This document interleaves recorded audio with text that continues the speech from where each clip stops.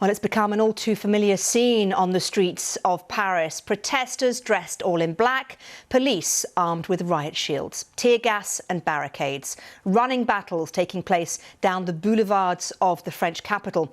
Well, it's happening again, and this time on May Day, a mostly peaceful demonstration against President Macron's controversial reforms of the pension system, marred once more by scenes of violence. Well, these are scenes and pictures you're seeing live now of police firing water cannon at protesters. Tensions are particularly high today because a lot of the unions, the top 8 unions in France, have got together and called for people to come to the streets. It's the first time that's happened since 2009. Also, of course, tensions are high because this is just 2 weeks since the French President Macron signed through the latest pension reforms, which mean that the retirement age in France now goes up from 62 to 64. People in France are unhappy, and there is also some element of rancour and unhappiness, if you like, felt towards the French President Macron. A little earlier I spoke to our Europe correspondent Nick Beek, who gave me the very latest from Paris. What you can see behind me is the official route, the trade union organised march. The blue of one particular trade union making their way along this particular route. We're about halfway to the final point, but just here a few moments ago it descended in tear gas because the police clashed with some of the hardcore here, the so-called black bloc. And what we saw was various things being destroyed, bus shelters being broken, and the police on horseback had to come in at quite speed, and we saw these clashes. Already we've heard that about 30 people at least have been arrested. That figure's going up all the time. And so we do have this sort of two tales within one city, actually. So you've got the families on the official route, but also maybe hundreds of people who have already clashed with the police just an hour or so into this demonstration. And Nick, do we know which sections of the protesters were the ones that clashed with police? Do we have any more information?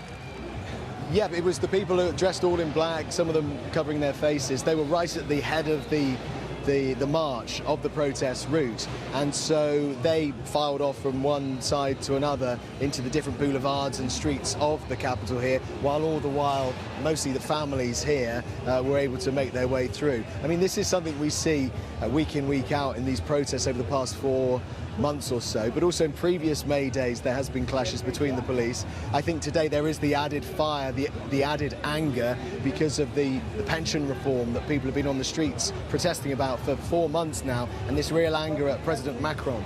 If you talk to people here, he comes in for a lot of personal animosity, lots of people holding placards depicting his face, because he was the one as president who was able to push through this pension reform that increases the state retirement age from 62 to 64. There was no vote in Parliament, so a lot of people here, their anger was just augmented, was exacerbated by this, and that's being reflected in the streets today.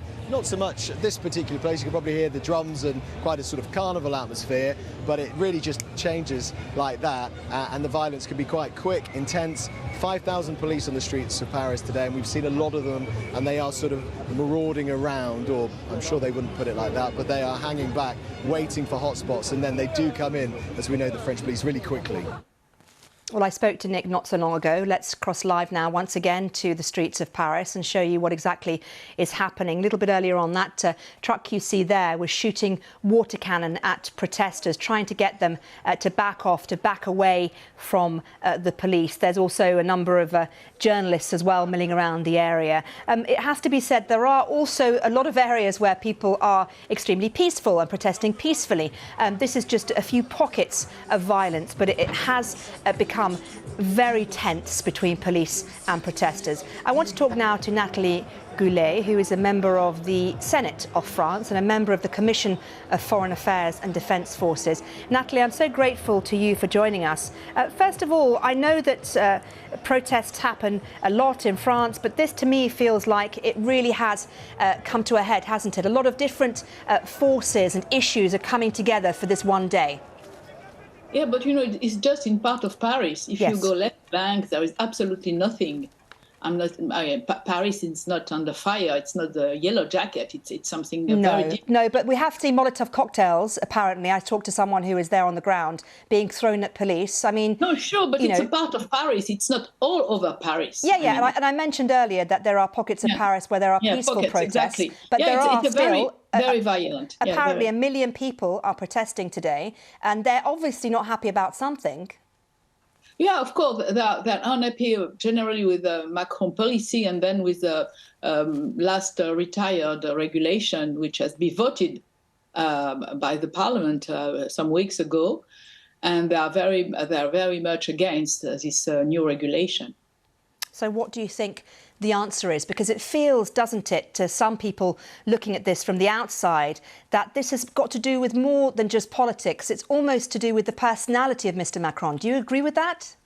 Yeah, I'm sure. Yeah, because there is a lack of a dialogue between the president, the government, and the people. They felt that they are not understood, and it's created a lot of violence and unhappiness with the people. And then also the way that the regulation has been voted by the parliament is very unusual, because we didn't have a vote in Assemblée Nationale, we just have a vote in the Senate. And when the Supreme Court find it in accordance with the Constitution, which was a big surprise. So there is a lot of a problem now, and everything is boiling and boiling and boiling, and we are under the impression that that will never stop. What is it, do you think, that is making the difference now? Because many governments in past years have tried to push through pension reforms and haven't succeeded. What is it about this government that's made that difference? Is it the fact that they just don't seem to really care about what people think? Yeah, I think that there is a mistrust. There is a complete mistrust between the government, the president, and the people. It's why they don't vote. You know, abstention is very high. The level of abstention is tremendously high. And I think that the people don't trust the government.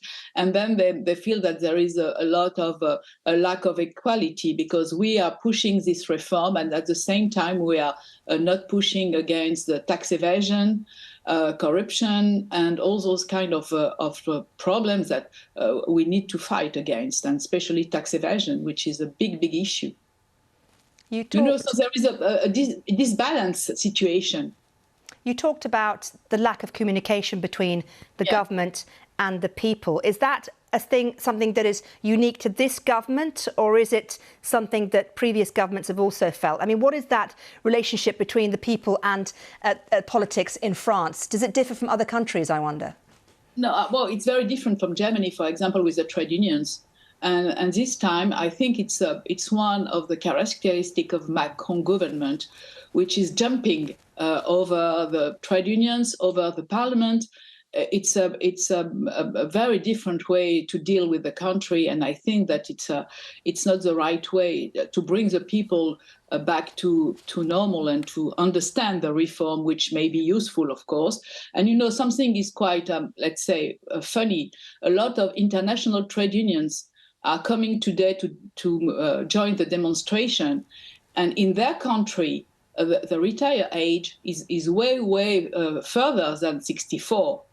So it's all the situation is very, very strange right now. If you look at Spain, for example, it's not 64, it's 67. Yeah, absolutely. OK, there is a big difference, isn't there? Well, Natalie Goulet, it's been really good to talk to you, and I thank you for coming on to the BBC and talking to us today. Thank you, Doug. Thank you. Yeah. I just want to take you one last time to see what's happening in Paris. And Natalie made an important point there, that not all of Paris is affected. These pictures you're seeing obviously are quite worrying. They show the tension within the city. But she did point out that actually there are large areas of the city which are completely peaceful, when nothing is happening. And that is important to point out to any of you viewers watching us from a hotel room in Paris. Don't be worried.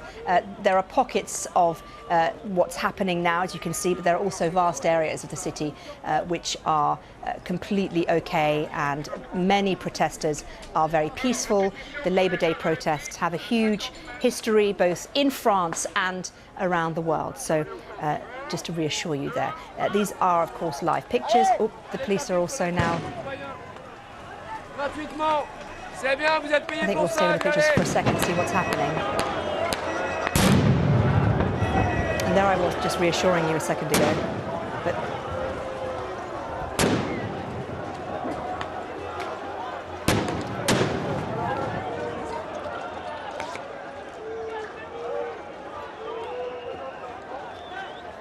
so I think what we're hearing, the explosions we're hearing, I think are tear gas bombs going off and expelling tear gas in an effort to disperse protesters. I can see police, I think the police are the ones in the white helmets, obviously, and these pictures are not very helpful because there's so much tear gas there.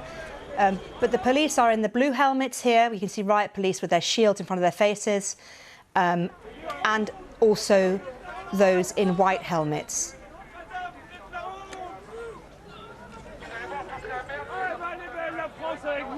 Just want to stay with these pictures just for a minute or two more. There are some more pictures coming into us actually on OS7. If we can have a look at those. Thank you.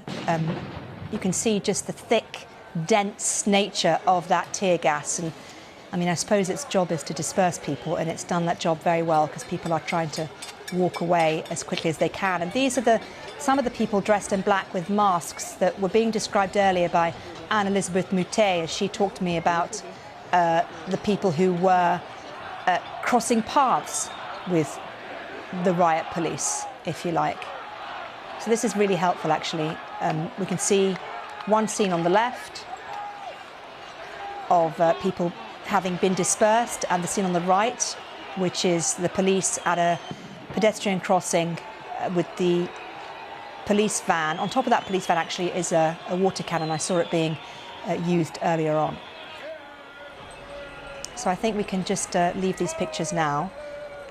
Just to reiterate, these are live pictures coming into us here at the BBC, and we always want to be where the live story is. So if things do kick off and we feel that it's in your interest to show you what's happening, we'll take you back there.